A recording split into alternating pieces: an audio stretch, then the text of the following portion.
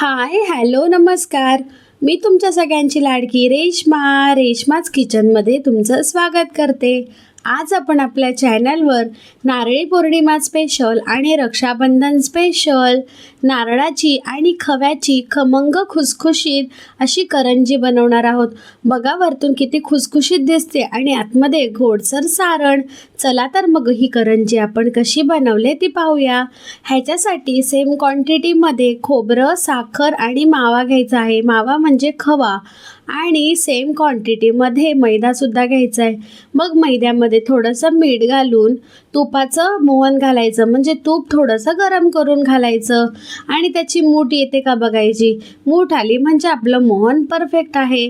मग थोडंसं पाणी घालून हे मिश्रण म्हणजे मैद्याचं आपलं कवर असतं ते छानपैकी मळून घ्यायचं आहे.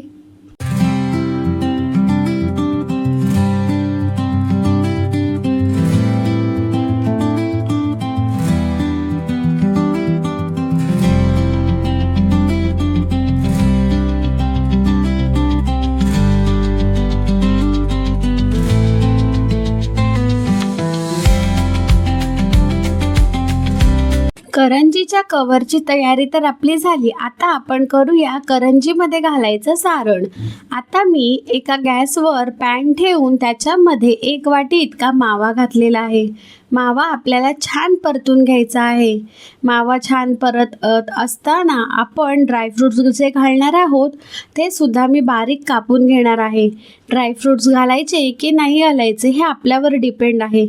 नाही घातले तरीसुद्धा करंजी अप्रतिमच लागते, पण घालायचे असतील तर ते बारीक कापून घालावे, म्हणजे करंजी फुटणार नाही. मैदा आपला सेट व्हायला आपण ठेवून दिलेला आहे एका बाजूला. आता माव्यालाही छान परतून घ्यायचं आहे, म्हणजे जरी काही त्यात थोडीशी कसर असेल तर ती निघून जाईल, पूर्णपणे मावा शिजेल आणि आपण ही करंजी 8 ते 10 दिवस विदाऊट फ्रीज म्हणजे फ्रीजच्या बाहेरसुद्धा स्टोअर करू शकतो. म्हणून मावा चांगला शिजवणं खूप गरजेचं आहे. माव्याचा थोडासा रंग बदलेपर्यंत आपल्याला त्याला परतत राहायचं आहे. माव्याचा रंग बदलला की आपण खिसलेलं खोबरं ओलंवालं ते घालणार आहोत आणि ते सुद्धा छान आपल्याला 7 ते 8 मिनटं परतून घ्यायचं आहे. खोबरंही चांगलं परतून घ्यायचं, म्हणजे त्यातला मॉइश्चर लेवल कमी होईल आणि आपली करंजी जास्त दिवस टिकेल. खोबरं आणि मावा छान परतून झाला की मग त्याच्यामध्ये आपण 1 वाटी इतकी साखर घालून घेणार आहोत आणि त्याचबरोबर वेलची पावडर आणि थोडंसं मीठही घालून घेणार आहोत. म्हणजे काय होईल की सारणाला खूप छान फ्लेवर येईल. त्याचबरोबर ड्रायफ्रूट्ससुद्धा घालून परतून घ्यायचं आहे.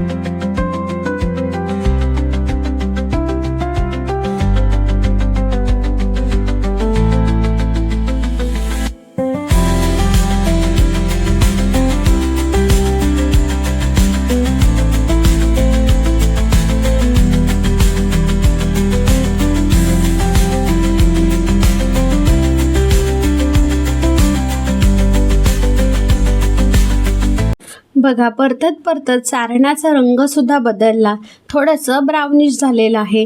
हे परफेक्ट आहे की म्हणजे आपल्याला समजतं की आपलं सारण व्यवस्थित शिजलेलं आहे. ते एका बाउलमध्ये मी बाजूला काढून घेतलेलं आहे. आता मी साटा लाटाच्या करंज्या बनवणार आहे, म्हणून त्याचं साटं बनवत आहे. याच्यासाठी एका वाटीमध्ये मी कॉर्नफ्लॉवर घेतलेला आहे 2 चमचे आणि 1.5 चमचा इतकं घी घेतलेलं आहे. घीच्या ऐवजी तुम्ही बटरसुद्धा वापरू शकता. तूप आणि हे कॉर्नफ्लॉवरचं मिश्रण आपल्याला छान चमच्याच्या साहाय्याने हलवून एकदम क्रीमी कन्सिस्टन्सीचं करून घ्यायचं आहे.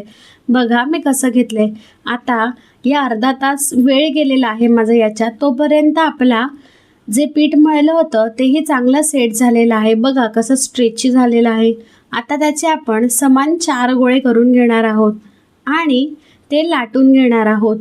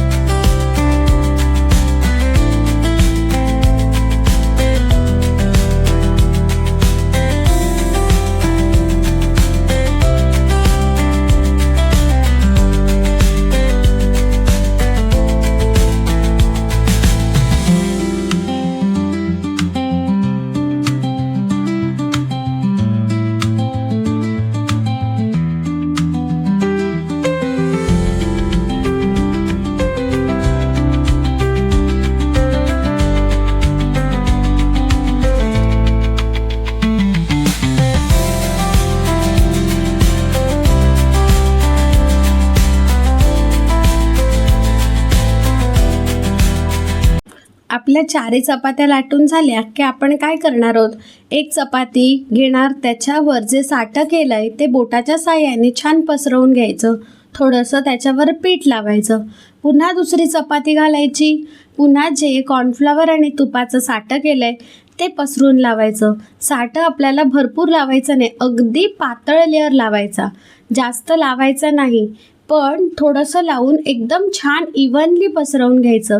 म्हणजे काय होईल की जेव्हा आपण ते तळू त्याचे लेअर असे वेगवेगळे मोकळे होतील. तुम्ही व्हिडिओच्या स्टार्टिंगला बघितला असेल की माझा प्रत्येक लेअर करंजीचा किती छान वेगळा झालेला आहे आणि किती खुसखुशीत झालेला आहे.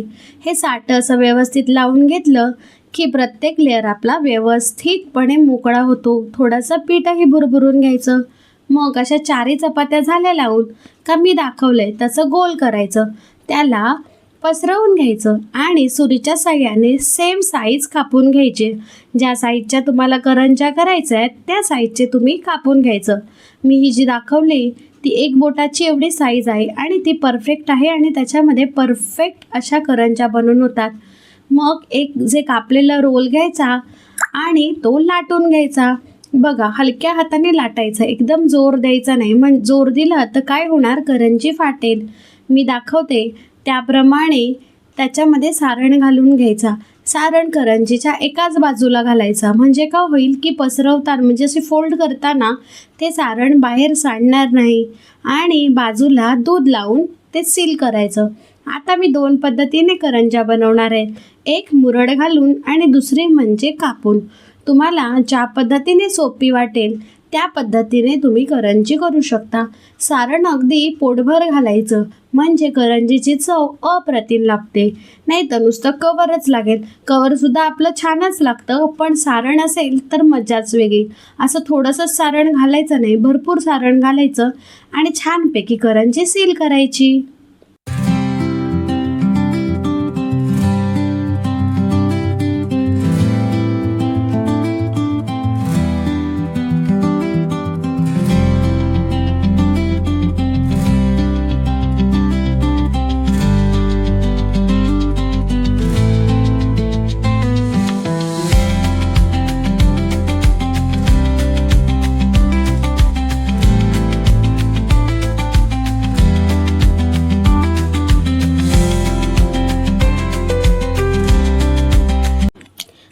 माझ्या ऑलमोस्ट करंज्या बनवून झालेल्या आहेत, म्हणून मी एका बाजूला तूप आणि तेल मिक्स करून गरम करायला ठेवलं आहे. छान गरम झालं की मी थोडासा आधी मैद्याचा तुकडा घालून बघणार आहे की ते व्यवस्थित गरम झालं का. मग ते टाकल्यावर बुडबुडे आले म्हणजे समजायचं की तेल आपलं व्यवस्थित गरम झालं आहे. आता मी ह्याच्यामध्ये एक एक करंजी घालून चांगला गोल्डन ब्राऊन कलर येईपर्यंत तळून घेणार आहे. करंजी तळताना लक्षात ठेवायचं की गॅसची फ्लेम ही मीडियम टू स्लो अशीच असली पाहिजे. एकदम पण स्लो ठेवायची नाही आणि फास्ट तर बिलकुल ठेवायची नाही. फास्ट ठेवली तर काय होईल की वरतून करंजी करपून जाईल आणि आतमधून कच्ची राहील. म्हणून मीडियम फ्लेमवर आपण एक एक करून करंजी तळून घेणार आहोत आणि त्याला गोल्डन ब्राऊन कलर येईपर्यंत ती परतत राहणार आहोत. म्हणजे करंजी टाकली आणि लगेच परतलो असं करायचं नाही. जरा तिला सेट होऊ द्यायचं, जरा स्टिफ होऊन द्यायचं आणि मगच परतायची. अशा प्रकारे दोन्ही साईडून मी करंजी परतून घेतले. बघा किती सुंदर गोल्डन ब्राऊन कलर आलेला आहे. म्हणजे आपली करंजी एकदम परफेक्टली तळून झालेली आहे. आता ती तेल नितळून घेणारे एका टिश्यू पेपरवर काढणार आहे आणि मग सर्व करणार आहे. मग ही तुम्हाला मावा खोबऱ्याची करंजी कशी वाटली ती नक्की कमेंट करून सांगा. रेश्माज होम किचन या यूट्यूब चॅनलला नक्की सबस्क्राईब करा, लाईक करा, शेअर करा, कमेंट करा आणि माझ्या व्हिडिओ पाहत राहा. Thank you so much. आता पुन्हा भेटूया एका नवीन व्हिडिओसोबत. आणि थांबा, जाऊ नका, मी कसं सर्व करते तेही नक्की बघून जा.